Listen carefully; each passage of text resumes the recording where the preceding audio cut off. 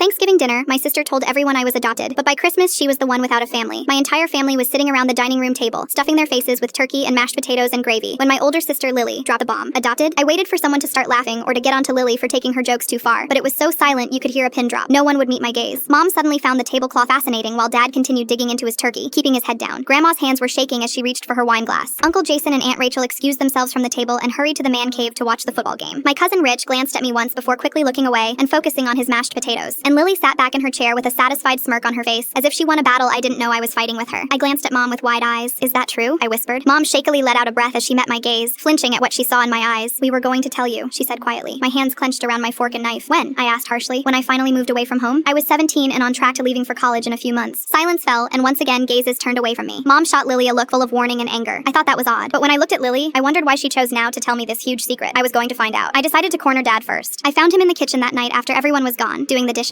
Dad, how long has Lily known I was adopted? I asked. Dad froze and stiffened. Since she was 10, he answered after a moment of awkward silence. We made her promise not to tell until we were ready. I frowned. Then why did she? I asked. Dad clammed up and shrugged. Ask your mom, he muttered before going back to the dishes. The next day, Grandma called to check on me. Why did Lily do that? I asked her after a few minutes of small talk. She sighed. I'm sorry, sweetheart. She had no right to do that. Not after. Her voice trailed off until there was silence. She cleared her throat. Forget I said anything. I have to go. She hung up before I could push her further. I just had more questions. I decided to message my cousin Rich, who was also at dinner. He was a huge talker, and if anyone knew what was going on, it was him. What is going on with Lily? I texted. His response came back quickly. I don't know much, just that it involves money and your mom's account. You'll have to talk to them about it, but be careful. So I went to Mom, finding her in her art studio covered in paint. Mom, I said, what is going on? Why did Lily do that? Mom turned to me with sadness in her gaze. Don't worry about it, she said. I'm handling it. I shook my head. Tell me, I pleaded. Finally, she caved. Your sister has been stealing money from us for a few years now, she answered. I just found out a few months ago and told her I was cutting her off. She did this to get back at us. She wanted to hurt us. She reached into a drawer under her desk and handed me a folder. It's all there. All the evidence. I glanced through the papers, seeing bank statements and screenshots of text messages between Lily and Mom. By Christmas, I was buzzing with adrenaline. I didn't see Lily until Christmas Eve because she went back to college after Thanksgiving. I was ready to put this whole thing behind us. The entire family gathered on Christmas Day for dinner and gifts. Lily showed up late as usual, sauntering through the front door as if she owned the place. She shot me a smirk and sat on one of the couches. I have a present for Lily, I announced, standing up when everyone was seated. The family looked confused, but Mom looked resigned and nodded in encouragement. I opened the folder and began reading all of the text messages along with passing the bank statements around. I watched everything fall apart. Lily grew red in the face and leaped to her feet, anger rising. Grandma stood and slapped Lily across the face. How dare you? She hissed. Lily held her cheek as tears entered her eyes. She had the audacity to look betrayed by us. Mom shook her head, and Dad looked a little sick. The rest of the family gave Lily the cold shoulder. Mom sighed. Time for you to leave, Lily, she said. You aren't welcome here anymore. Lily sneered at me. You're choosing her? She asked. Grandma slapped her again. Yes, because she's more family than you ever were, she snapped. Lily started sobbing and rushed out of the house. We sat down as a family and began opening gifts after Lily was gone, acting like she was never there in the first place. Months later, I was sitting in the living room with Mom going through our photo album when I saw a picture of me and Lily grinning widely at each other. I turned to Mom. Do you regret choosing me? I asked. Mom gently hugged me. Never, she said fiercely.